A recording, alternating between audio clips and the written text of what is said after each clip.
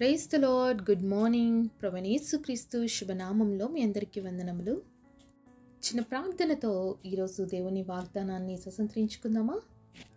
మమ్మల్ని మిక్కిలిగా ప్రేమించినటువంటి మా ప్రియ పరలోకమందున్న తండ్రి, నీ ఘనమైన శ్రేష్టమైన నామాన్ని బట్టి మీకు వందనాలు చెల్లిస్తున్నాం ప్రభువా.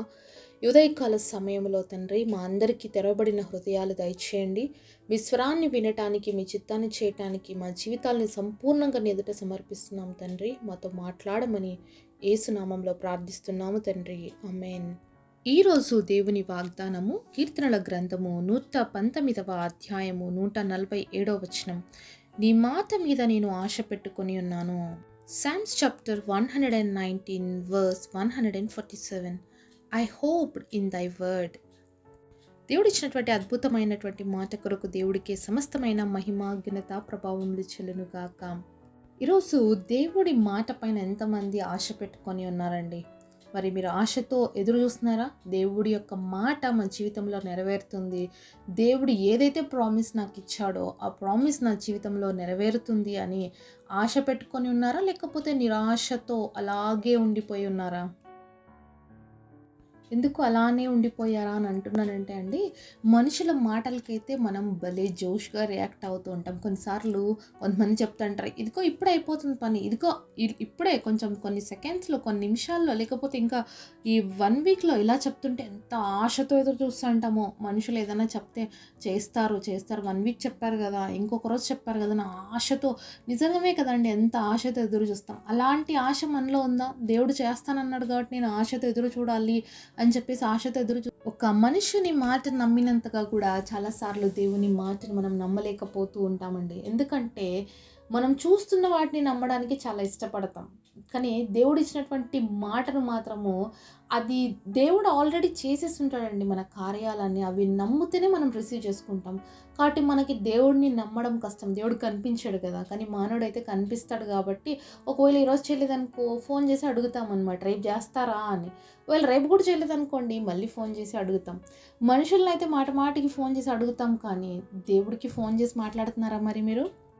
కానీ దేవుడితో మాత్రం మనం మాట్లాడం. దేవుడికి ఫోన్ చేయటం అంటే తెలుసు కదండి. ఇర్మియా 33వ అధ్యాయం 3వ వచనం, నాకు మొరపెట్టుము నేను నీకు ఉత్తరం ఇస్తాను, నువ్వు ఎప్పుడన్నా ప్రార్థించి, నువ్వు ఎప్పుడన్నా ప్రేయర్ చేయి, ఆ ప్రేయర్కి ఖచ్చితంగా నేను రెస్పాండ్ అవుతాను. అదే మనుషులైతే మన ఫోన్ని మనం మాటికి విసిగిచ్చేసినాం అనుకోండి, ఏం చేస్తారు తెలుసా? మనల్ని బిజీ మోడ్లో పెట్టేస్తారు, లేకపోతే మన యొక్క కాల్ని ఎత్తుకోకుండా మరి ఉంటారు. కొన్నిసార్లు మన నెంబర్స్ని బ్లాక్ చేస్తారు. ఇలా మానవులకి ఎంత తెలివి ఉంది అంటే ఎలా అవాయిడ్ చేయాలనేది బాగా తెలుసు కాబట్టి వాళ్ళు అన్ని రకాలుగా అవాయిడ్ చేసేస్తారు మనల్ని. కానీ దేవాది దేవుడికి తెలుసు నువ్వు ఎప్పుడు మొర పెడతావా అనే ఆశతో నీ వైపు చూస్తూ ఉన్నాను. నువ్వు ఆశతో ప్రార్థన చేస్తే ఆ కార్యాలు జరిగించాలనో, లేకపోతే నీకు ఏ మాట అయితే ఇచ్చాడో, ఏ ప్రామిస్ అయితే ఇచ్చాడో అది ఫుల్ఫిల్ చేయాలని దేవుడు ఎంతో ఆశతో నీ వైపు చూస్తుంటే నువ్వు మాత్రం మనుషుల వైపు చూస్తున్నావు. అలా మనుషుల పైన ఆశ పెట్టుకొని మనుషులు హెల్ప్ చేయకపోయేసరికి నువ్వు నిరాశలోకి వచ్చి దేవుడు ఏం చేశాడు దేవుడు నాకు చేయట్లేదు అని అంటామండి చాలాసార్లు. నువ్వు ఎవరిపైన ఆశ పెట్టుకున్నావు? మనుషులు చేయాలని ఆశిస్తున్నావు, కానీ దేవుడు చేయాలని ఆశిస్తున్నావా? నువ్వు మనుషుల కోసం కాదండి, దేవుడు కోసమే నువ్వు జీవితం నీలో ఉంటే దేవుడు కార్యం రిసీవ్ చేసుకుంటావు. కానీ మనుషుల వైపు చూస్తూ దేవుడు చేయలేదని చెప్పడం చాలా తప్పండి. చాలాసార్లు మనం ప్రార్థన చేయము, మరి ప్రార్థన చేయకోకుండానే దేవుడు కార్యాలు చేయాలి అని ఎదురు చూస్తాం. అది జరగదండి. ఎందుకంటే దేవుడి చిత్తం మన జీవితంలో జరగాలి అంటే మనం ఆయన పైన విశ్వాసం ఉంచాలి. ఎప్పుడు ఆయన పైన మనం విశ్వాసం ఉంచుతామంటే ఎప్పుడు ఆయనతో కనెక్టివిటీగా ఉన్నప్పుడు, ఎప్పుడు ఆయనతో మనకు ఉన్నటువంటి సంబంధం కొనసాగించబడుతున్నప్పుడు మాత్రమే మన జీవితంలో దేవుని యొక్క కార్యాలు చూడగలుగుతాం తప్ప ఆయనతో కనెక్టివిటీ అనేది మనకు లేకపోతే దేవుడు ఎన్ని కార్యాలు చేస్తున్నా కూడా మనకు అర్థం కాదు, అది మనం గ్రహించలేము. ఒకవేళ ఈరోజు నీ జీవితంలో కూడా ఇలాగనే మనుషుల పైన ఆశ పెట్టుకొని నిరాశపరచబడ్డావేమో, ఎవరో ఏదో ఇస్తామని ఇవ్వలేదని బాధపడుతున్నావేమో, లేకపోతే ఏదో నీకు అవసరమైండే కార్యం మేము చేస్తామని చేయలేదని బాధపడుతున్నావేమో, మనుషుల్ని నమ్ముకొని మోసపోయి ఉన్నావేమో, కనీసం ఈ రోజైనా, ఈ క్షణములైనా నీ మనసును మార్చుకొని నువ్వు యేసయ్యని నమ్ముకుంటావా? యేసయ్యకి అసాధ్యం అంటూ ఏది లేదండి. ఏ సమయంలో అయినా కూడా ఆయన నీ జీవితంలో గొప్ప కార్యం చేయడానికి సిద్ధంగా ఉన్నాడు. అయితే నువ్వు చేయాల్సింది ఒక్కటే, ఆశతో కనిపెట్టుకొని ఉండాలి. ఆశ కలిగి ఉండాలి ఎవరిపైన, దేవుడి పైన, మనుషుల పైన కాదు. మనుషులు చేయరండి, వాళ్ళు కూడా మనలాంటి మానవులే. వాళ్ళకు కూడా ఎన్నో సమస్యలు ఉంటాయి, వాళ్ళకు కూడా ఎన్నో ఇబ్బందులు ఉంటాయి. వాళ్ళ పరిస్థితులే వాళ్ళకి బేర్ చేయడం కష్టం. అలాంటప్పుడు మన బర్డెన్ని వాళ్ళు ఎలా క్యారీ చేస్తారండి? మనమైతే క్యారీ చేయగలుగుతామా వేరే వాళ్ళ బర్డెన్ మన పైన? మనం ఎవ్వరం చేయలేము. కాబట్టి మనం ఎవరిపైన ఆశ పెట్టుకోవాలి? ఏ విషయాన్ని బట్టి అయినా కూడా మనం దేవుని పైనే ఆశ పెట్టుకోవాలి. ఏదైనా మన జీవితంలో కావాలి అంటే మనం ఎవరిని అడగాలి? దేవుణ్ణి అడగాలి. సపోజ్ మీ ఇంట్లో బిడ్డలు మిమ్మల్ని అడుక్కోకుండా పక్కింటి వాళ్ళని అడిగితే మీకు బాధేస్తుందా ఏదా అండి? వాళ్ళకి ఏదన్నా అవసరం ఉందనుకోండి, పక్కింట్లో వాళ్ళకి పోయి అడిగి, పక్కింట్లో వాళ్ళ దగ్గర పోయి చెప్పేసి మీకు చెప్పుకుంటే మీకు బాధ అనిపించదా? ఇదే జరుగుతుందండి.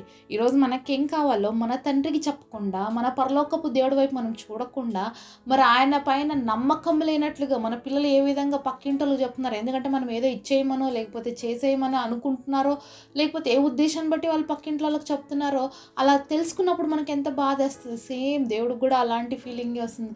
దేవుడు సమస్తాన్ని చేయగలిగినటువంటి దేవుడి చేతుల్లోకి మనం ఏది తీసుకుపోకోకుండా మరి తప్పుడు దారిలో, మరి వేరే మార్గాలలో వెళ్ళిపోతున్నామో, తొందరగా జరగాలనో, లేకపోతే మరి షార్ట్ కట్స్ ఎత్తుక్కుంటాం చాలాసార్లు. ఈ షార్ట్ కట్స్ ఇవన్నీ ఎవరి ప్రయోగాలు తెలుసా అండి? సాతాను ప్రయోగాలు. మనం షార్ట్ కట్స్తో ఏది సాధించలేమండి. మనము ప్రతి మెట్టు ఎక్కుతూ వెళ్ళాలి. ఒక ఉన్నత స్థితిలోకి మనం రీచ్ అవ్వాలి అంటే ఒక్కొక్క మెట్టును క్రాస్ చేస్తూనే పోవాలి. మరి దేవుడైతే చాలా టైం తీసుకుంటాడు, ఇంకెప్పుడు చేస్తాడులే సంవత్సరాలు తరబడి అని చెప్పేసి చాలామంది సాతాన్ దగ్గరికి వెళ్ళిపోతున్నారు. సాతాన్ అయితే షార్ట్ కట్స్ జల్దీ వాడేస్తాడు, జల్దీ ఇచ్చేస్తాడని. సాతాను జల్దీ ఇస్తాడండి తెలుసా, అంతే జల్దీ నిన్ను కింది దోసేస్తాడు. సాతాను నిన్ను పాపంలోకి లాగడానికి మాత్రమే ఎప్పుడు పనిచేస్తుంటాడు కాబట్టి నీకు ఆశ చూపిస్తాడు. నువ్వు ఆశలో కానీ ఇరుక్కున్నావు అనుకోండి, చేప వలలో పడితే ఎవరు విడిచిపెడతారు చెప్పండి? ఎవరు విడిచిపెట్టరు, అంతే కదా? అలాగే సాతాను వలలో కానీ మనం చిక్కుకుంటే మళ్ళీ ఫ్రై చేసుకొని తినేంత వరకు కూడా సాతాను విడిచిపెట్టదండి. అంత భయంకరమైన పరిస్థితిలోకి మనల్ని తీసుకువెళ్తాడు. కాబట్టి ఒకటి గుర్తుపెట్టుకోవాలి, మన తల్లిదండ్రులు మనం ఏది అడిగినా మన కోసం చేస్తారు, ఎందుకంటే వాళ్ళకి మనం పిల్లలం కాబట్టి. అలాగే మన పరలోకపు తండ్రికి మనం బిడ్డలం కాబట్టి మనకి ఏది అవసరమో, ఏది క్షేమమో, ఏది ఎప్పుడు ఇవ్వాలో ఇవన్నీ కూడా ఆయనకు తెలుసు. ఆ సమయంలోనే ఇవ్వటానికి దేవుడు వెయిట్ చేపిస్తాడు మనల్ని. కొన్నిసార్లు కనిపెట్టమంటాడు, కొన్నిసార్లు ఎదురు చూడమంటాడు. కానీ చాలాసార్లు దేవుని మాట నమ్మకుండా ఇంకా దేవుడు చేయలేదని చెప్పి, మరి ఇంకా దేవుడు ఏవి జవాబు ఇవ్వట్లేదని చెప్పేసి నువ్వు తొందర మార్గాలు వెతుక్కుంటూ పక్కదారిలో పట్టినావు అంటే మాత్రము నీ జీవితంలో దేవుడు చేసేటువంటి ఆ గొప్ప దీవెనను నువ్వు మిస్ అవుతావు. కాబట్టి ఈరోజు మనం ఒకటి నేర్చుకోవాలండి. దేవుడు మనకు ఒక ప్రామిస్ ఇచ్చిన, దేవుడు ఒక మాట మనతో చెప్పిన ఓపికగా ఎదురు చూసేవారిగా ఆశతో ఆయన పైన కనిపెట్టుకొని ఉండాలండి. నిజంగా అంటే మరి కనిపెట్టుకోవడం చాలా కష్టము, ఆశతో ఎదురు చూడడము చాలా కష్టము. కానీ అది చేయగలిగితే మన జీవితాల్లో సఫలత అనేది సంపూర్ణంగా పొందుకోగలుగుతాం. దేవుడి పైన ఆశ పెట్టుకున్నటువంటి ఏ వ్యక్తిని కూడా దేవుడు సిగ్గుపరచలేదండి. ఎంత క్లిష్ట పరిస్థితులు అయినా సరే వాళ్ళ తలలు పైకెత్తి నిలబెట్టాడండి. మనందరికీ బాగా తెలిసిన భక్తులు ఎంతోమంది బైబిల్లో ఉన్నారు. వాళ్ళందరూ ఎంతో నిరాశపరచబడేటువంటి పరిస్థితులకు వెళ్ళినప్పటికీ కూడా దేవుడు అద్భుతాన్ని చేశాడండి. అబ్రహాం మనకు తెలుసు, యేసేపు మనకి తెలుసు, అలాగే యాకోబు మనకి తెలుసు. వాళ్ళందరి జీవితంలో ఎన్నో నిరాశకరమైన పరిస్థితులు ఉన్నాయి. కానీ వాళ్ళు నమ్మింది ఒకటే, దేవుడు మాకు ప్రామిస్ చేశాడు, దేవుడు మాట ఇచ్చాడు, తప్పకుండా నెరవేరుస్తారని నమ్మకముతో, ఆశతో ఆయన వైపు చూశారు కాబట్టి వాళ్ళ జీవితాల్లో ఆ వాగ్దాన ఫలాల్ని పొందుకున్నారు. ఈరోజు నువ్వు నేను కూడా దేవుడి పైన ఆశ పెట్టుకొని దేవుడిచ్చిన ప్రామిస్ని మనం నమ్మగలిగితే తప్పకుండా దేవుడు మరి మనకి ఏమైతే మాట ఇచ్చాడో దాన్ని తప్పకుండా నెరవేరుస్తాడు. మరి కొంతమంది అనుకుంటుంటారండి, పోయిన సంవత్సరం ఇచ్చిన వాగ్దానమే మాకు నెరవేరలేదండి, ఇంకెప్పుడు నెరవేరుతుంది అన్నారు. కానీ దేవుడు అబ్రహాంకి 75 years ఉన్నప్పుడు ప్రామిస్ చేశాడు, నీకు సంతానం ఇస్తానని. అబ్రహాం జీవితంలో ఎప్పుడు ఫుల్ఫిల్ అయింది తెలుసా? 100 years అప్పుడు. కాబట్టి దేవుడిచ్చిన వాగ్దానం ఈ ఇయర్ ఇస్తే ఇప్పుడే ఈ ఇయర్లోనే నెరవేర్చాలని అట్లా ఏం లేదండి. కొన్ని వాగ్దానాలు ఎలా ఉంటాయో తెలుసా? ఈరోజు ఇస్తే అది ఈరోజే ఫుల్ఫిల్ అయిపోతుంది. కొన్ని ఉంటాయి సంవత్సరాల తరబడి వెయిట్ చేసేవి. కాబట్టి అలాంటి ప్రామిసెస్ మన జీవితంలో వచ్చినప్పుడు అవి ఎంతో ఘనమైనవిగా ఉంటాయి. కాబట్టి కొంచెం ఆలస్యం జరుగుతుంది, కానీ దేవుడు ఏదైతే మన జీవితాల్లో ప్రామిస్ చేశాడో తప్పకుండా దాన్ని నెరవేరుస్తాడు. కాబట్టి మనుషుల వైపు, సాతాను వైపు చూసి మన జీవితాలని నష్టపరుచుకోకముందే ఈరోజు సరి చేసుకొని దేవుడి పైన ఆశ పెట్టుకొని, ఆశతో కనిపెట్టుకొని ఆయన ఇచ్చే గొప్ప దీవెనను రిసీవ్ చేసుకుందాం. అట్టి కృప దేవుడు మనకు దయచేయును గాక. పరిశుద్ధుడైన తండ్రి, నీ బంగారు పాదములకు స్తుతులు స్తోత్రాలు. మీరు ఇచ్చిన ఈ ప్రామిస్ని మా జీవితంలో మేము కలిగి జీవించడానికి, నీ మాటను పట్టుకొని ఆశతో నీ పైన ఆధారపడి ముందుకు సాగడానికి, అయ్యా మీరు ఇచ్చేటువంటి ఆ గొప్ప బ్లెస్సింగ్స్తో మేము ఆశీర్వదించబడ్డానికి మా అందరికీ కృపనివ్వమని, నిన్నే నమ్ముకోవడానికి, నీపైన అనుకోవడానికి, నీపైన ఆశ పెట్టుకోవడానికి కృపనివ్వమని నజరేయుడైన యేసు నామములో ప్రార్థిస్తున్నాము తండ్రి. ఆమేన్.